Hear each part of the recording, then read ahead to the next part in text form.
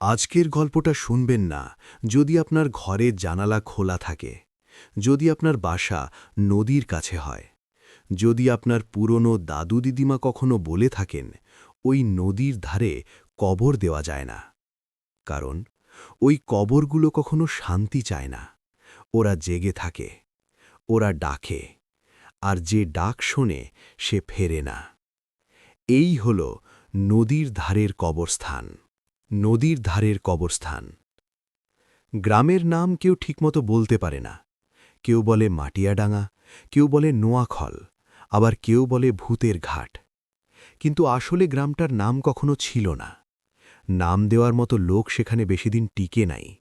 যারা গেছে তারা হয় মারা গেছে, নয়তো পাগল হয়ে গেছে।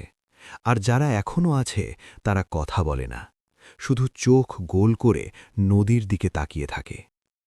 নদীটার নাম ছিল মেঘনা, অন্তত মানচিত্রে লেখা ছিল মেঘনা, কিন্তু গ্রামের লোকেরা ওকে ডাকত মৃত্যু নদী। কারণ এই নদী শুধু জল বয়ে নিয়ে যায় না, ও মানুষের আত্মা টেনে নিয়ে যায়। বছর ৩ আগে আমি সেখানে গিয়েছিলাম।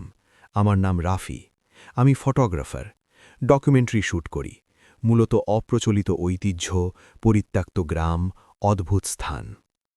আমার এক বন্ধু বলেছিল ওই গ্রামে একটা কবরস্থান আছে, যেখানে কবরগুলো নদীর ধারে দাঁড়িয়ে আছে, আর রাতে ওগুলো থেকে হাত বেরোয়। আমি হেসেছিলাম, ভাবলাম আবার গ্রামের ভূতের গল্প। কিন্তু যখন গেলাম তখন বুঝলাম গল্প না, এটা সত্যি। প্রথম দিনটা ছিল মেঘলা, বৃষ্টি নামার আগের সেই ভারী আবহাওয়া। হাওয়ায় গন্ধ, পচা মাটি, গলা মাছ, আর কেমন যেন পুরন্ত চুলের গন্ধ। গ্রামে ঢুকতেই দেখলাম লোকজন আমাকে দেখে দরজা বন্ধ করে দিচ্ছে। এক বুড়ো মাথা নেড়ে বলল, ওই পাশে যাইবেন না বাবু, ওই যে বটগাছটা, ওর পিছনে যে মাঠ, ওইখানে কবরস্থান। কেন, কি আছে ওখানে? বুড়ো চোখ নামিয়ে বলল, ওখানে কবর দেওয়া হয় না, ওখানে কবর নিজে থেকে ওঠে। আমি হাসলাম না, কারণ বুড়োর চোখে ভয় ছিল, আসল ভয়। সে আমার দিকে তাকায়নি আর। সন্ধে হতে হতে আমি ক্যাম্প করলাম একটা পরিত্যক্ত কুটিরে। চারপাশে ঝোমঝাড় আর দূরে নদীর শব্দ। রাত ৯টার দিকে আকাশে চাঁদ উঠল, কিন্তু চাঁদটা ছিল লাল, যেন রক্তে ডুবানো। আমি ক্যামেরা হাতে নিয়ে বেরোলাম। পথ ছিল কাদামাখা, পা ফেলতেই কেমন যেন টান লাগছিল, যেন কেউ নিচ থেকে পা ধরে রাখতে চায়। বটগাছটা এলো, বিশাল, শিকড়গুলো মাটি ছাড়িয়ে উঠে আছে, যেন সাপ। গাছের পিছনে মাঠ, আর মাঠের মাঝখানে কবরস্থান। কিন্তু সেটা সাধারণ কবরস্থান না, কবরগুলো সব নদীর দিকে মুখ করে আছে। প্রতিটা কবরের মাথায় একটা করে পাথর, কিন্তু পাথরগুলো সব ভেঙে গেছে। কিছু কবরের মাটি উঠে গেছে, ভেতরে কালো জল জমে আছে। আর কয়েকটা কবর থেকে, হ্যাঁ, হাত বের হয়ে আছে। মানুষের হাত না, হাড়ের হাত। কিন্তু ওগুলো শুকনো না, ওগুলো ভিজে, কাদা মাখা, আর আঙুলগুলো নড়ছে। আমি পিছনে হাঁটতে লাগলাম, ক্যামেরা উঠিয়ে ছবি তুললাম।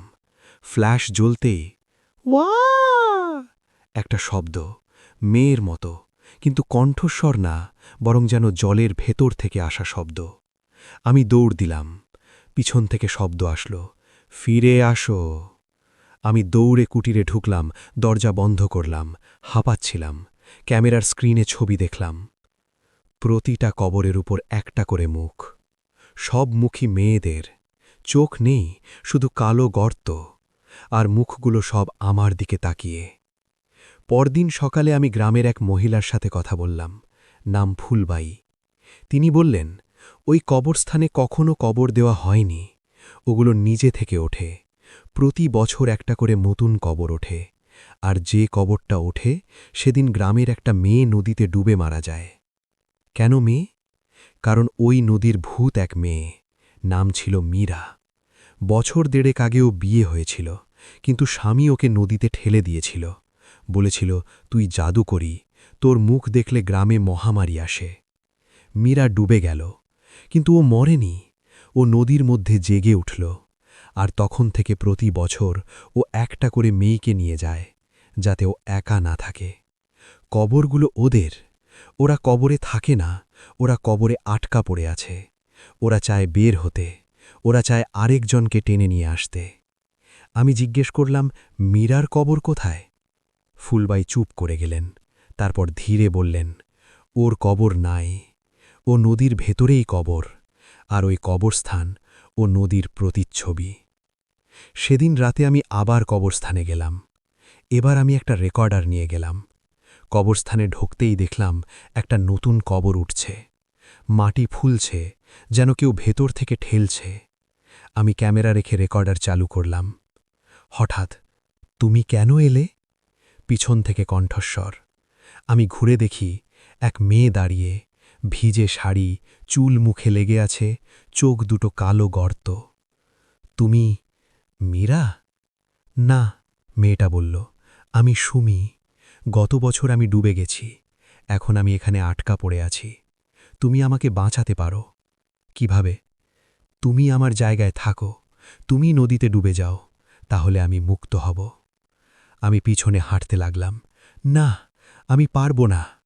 তুমি পারবে, মেয়েটা বলল। তুমি তো আমাদের ছবি তুলেছ, তুমি আমাদের দেখেছ, এখন তোমাকে থাকতে হবে।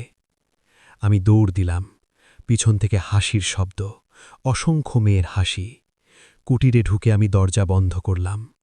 রাতভর দরজায় আঘাত, টক টক টক। ভোর হতেই আমি গ্রাম ছেড়ে চলে এলাম, কিন্তু আমার সাথে কিছু এসেছিল। প্রথমে ভাবলাম ক্যামেরার মেমোরি কার্ডে ভুল হয়েছে, কিন্তু না। প্রতি রাতে আমার ঘরের জানালায় জলের শব্দ শোনা যায়, আর আমার ফোনে একটা নতুন ভয়েস নোট এসেছে। তুমি ফিরে আসবে, তোমার কবর উঠছে। আমি আজও শহরে থাকি, কিন্তু প্রতি রাতে ঘুম থেকে উঠি আর দেখি আমার পায়ের কাছে কাদা, আর আমার ক্যামেরার স্ক্রিনে একটা নতুন কবর, আমার নাম লেখা। আপনি কি কখনো নদীর ধারে কবর দেখেছেন? যদি দেখে থাকেন, তাহলে হয়তো ওরা আপনাকে দেখেছে। আর যদি রাতে জানালার বাইরে থেকে কেউ ফিরে আসো বলে ডাকে, তাহলে জানবেন আপনার কবর উঠছে।